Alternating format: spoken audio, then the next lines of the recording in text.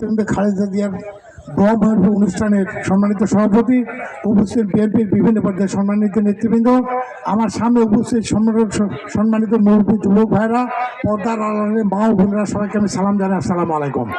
আসলে এটা একটা দোয়া মাহফিল। আমরা এই দোয়ার মাধ্যমে, আজকের এই দোয়ার মাধ্যমে আমরা যেটা মেসেজটা দিতে চাই, যে সেটা হলো দেশের খালেদা জিয়ার যে অঙ্গীকার, তার যে আদর্শ, ইনশাল্লাহ আমরা এই আদর্শের মাধ্যমে আগামী দিনে এই দেশ পরিচালিত হবে ইনশাল্লাহ। দীর্ঘদিন আমরা বগুড়াবাসী, বগুড়ার মানুষ হওয়ার কারণে বগুড়ার উন্নয়ন আমরা দেখতে পাইনি, আমাদের সন্তানদের চাকরি বাকরি হয়নি ভাই। আগামী দিনে ইনশাল্লাহ ধানের শীষ জয়লাভের মাধ্যমে তারেক রহমান যদি ইনশাল্লাহ আমাদের প্রধানমন্ত্রী হবে এবং বগুড়ার সর্বোচ্চ উন্নয়ন হবে ইনশাল্লাহ, আমাদের সন্তানদের চাকরির ব্যবস্থা হবে।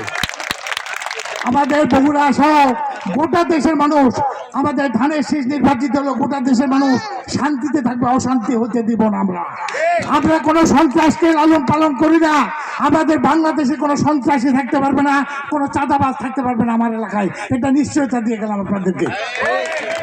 তাই বক্তব্য বাড়াবো না। আগামী দিনে আমাদের এই অর্জন সামনে উকি দিচ্ছে, আমাদের কোনো কিছু অর্জন করতে হলে একটু পরিশ্রম করতে হয়।